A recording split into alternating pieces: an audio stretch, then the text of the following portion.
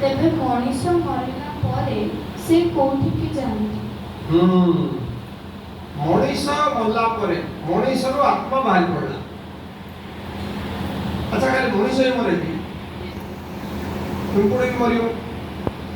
ଥରେ ଜଣେ ମତେ ଗୋଟେ ଭିଡ଼ିଓ ପଠେଇଥିଲା, କହିଲା ଆଜ୍ଞା ଆମେ ଗୋଟେ ଆମ୍ବୁଲାନ୍ସରେ ଯାଉଥିଲୁ, ଗଲାବେଳେ ଦେଖିଲୁ ଗୋଟେ ଆତ୍ମାଟା ଯାଉଛି ରାସ୍ତା ପୁରା ଧଳା ହେଇକି। ନାଇଁ ହ୍ୱାଟ୍ସଆପ୍ରେ ଆସୁଥିଲା ନା, କିଏ କିଏ ଦେଖିଛ? ଦେଖାଯାଉଥିଲା ନା ଧୋଇଥିଲା?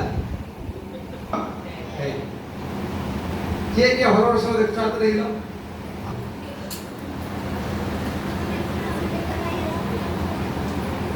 ଆଉ ଏବେ ଯେତିକି ପ୍ରଶ୍ନ ମତେ ପଚାରିଲ ପିଲାମାନଙ୍କର ମା ମାନଙ୍କ ଅନୁରୋଧ, ସମସ୍ତେ ମୋର ଗୋଟେ ବହି ପଢିବେ, ସତ୍ୟର ସନ୍ଧାନରେ ପ୍ରଥମ ଭାଗ। ସେଠି ସବୁ ଅଛି। ଭୂତ କଣ, ପ୍ରେତ କଣ, ମଲା ପରେ କଣ କରିବ, କଣ ନ କରିବ, ପିତା କାହିଁକି ଖାଇବ, ହଳଦୀ କାହିଁକି ଗାଧେଇବ, ଏ ସବୁ ଜାଗା ସେଥିରେ ଲେଖା ହେଇଛି। କଣ କଣ ମଲା ପରେ ଜଣେ କରିବ। ତ ସବୁ ବଡ ଲୋକମାନେ ସେଟା ପଢିଲେ। କଣ ବହିର ନା? ସତ୍ୟର ସନ୍ଧାନରେ।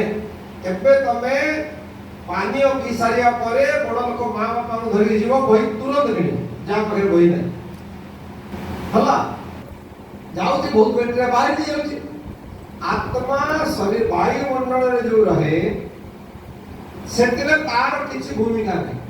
କୋଉଠି ବି ପଶି ପାରିବ, କୋଉଠି ବି ବାହାରି ପାରିବ, ତା ଦ୍ୱାରା କାହାର କିଛି ଏଫେକ୍ଟ ହବନି। ହେଲା ଆତ୍ମା ଥିବେ, ତାଙ୍କୁ ଆମକୁ କିଛି ସମ୍ପର୍କ ନାହିଁ। ସେ ପାଣି ଭିତରେ ପଶିଲେ ବି ତାର ଆତ୍ମା କିଛି ହବନି, ନିଆଁରେ ପଶିଲେ ବି କିଛି ହବନି, ଆମ ଦେହ ଭିତରେ ପଶିକି ବାହାରି ପଡିଲେ ବି କିଛି ହବନି। ବୁଝିପାରିଲ? ହଉ, ଲେଖିଥିଲି ନା? ଆତ୍ମା କାଉ କଣ ହୁଏ? ଆତ୍ମା ବାୟୁମଣ୍ଡଳରେ, କାଉ ଏ ଅନ୍ଧବିଶ୍ୱାସ ଆମ ଭିତରୁ ଯାଉ ରହିବ। ଆତ୍ମା ହବ କାଉ, ଏ ଅନ୍ଧବିଶ୍ୱାସ ଆମ ଭିତରୁ ଗଲା ନା ରହିଲା? ହଁ।